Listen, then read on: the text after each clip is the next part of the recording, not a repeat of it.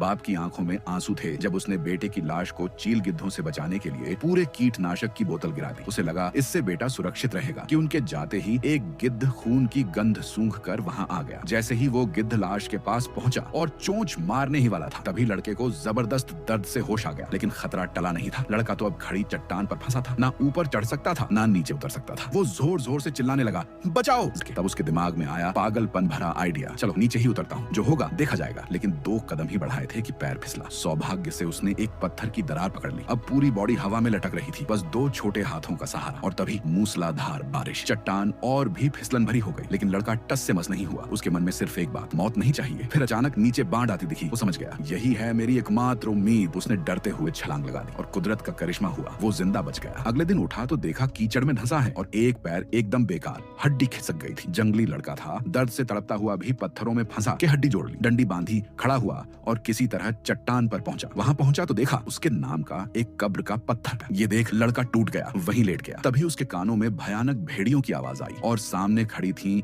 भूखी भेड़ियों की फौज। लड़का लंगड़ाते हुए भागा, लेकिन भेड़िए पीछा करने लगे। एक भेड़िए ने उसका पैर काट लिया। गुस्से में उसने चाकू मारा और पेड़ पर चढ़ गया। सारी रात भेड़िए नीचे घूरते रहे। अगली सुबह सब चले गए सिवाय एक घायल भेड़िए के। वो उसे मारने ही वाला था कि वो बेचारा कुतरे की तरह हूं हूं करके मिन्नतें करने लगा। लड़के को दया आ गई। खुद को याद आया कि मुझे भी तो छोड़ दिया था, और उसने उस भेड़िए को बचा लिया। उसका मुंह बांधा, नदी ले गया, घाव धोए। लेकिन देखा बाकी भेड़िए पास ही हैं, तो वो भेड़िए को गोद में लेकर एक गुफा में छुप गया। अगली सुबह देखा भेड़िया खुद ही रस्सी खोल चुका था, पर लड़का डरा नहीं। उसने उसे पानी पिलाया। भेड़िया भी नरम पड़ा। फिर लड़का उसे कीड़े मकोड़े खिलाकर पालने लगा। शिकार की तलाश में एक दिन उसे खरगोश मिला। पत्थर मार के पकड़ा, आग जलाई और दोनों ने साथ बैठकर खाया। तब लड़के ने कहा, खाना चाहिए तो मेरी सुननी पड़ेगी। भेड़िया भी सिर झुकाकर हाँ मालिक वाली फीलिंग दे गया। लड़के ने उसका नाम रखा अल्फा। अब दोनों साथ शिकार करते, साथ सोते, दोस्ती गहरी होती गई। एक दिन 3 जंगली सुअर दिखे। अल्फा भागा, लड़का पीछे, पर लड़का उड़ गया सुअर के टक्कर से। शिकार भाग गया, पर अल्फा ने कभी उसे नहीं छोड़ा। मालिक को मैंने चुना है, उसकी आंखों में यही बात थी। अब दोनों मिलकर शिकारी टीम बन गए, जंगल के राज बन गए। एक रात अल्फा ने खाना पहले खाने की जिद की। लड़के ने मना किया, बोला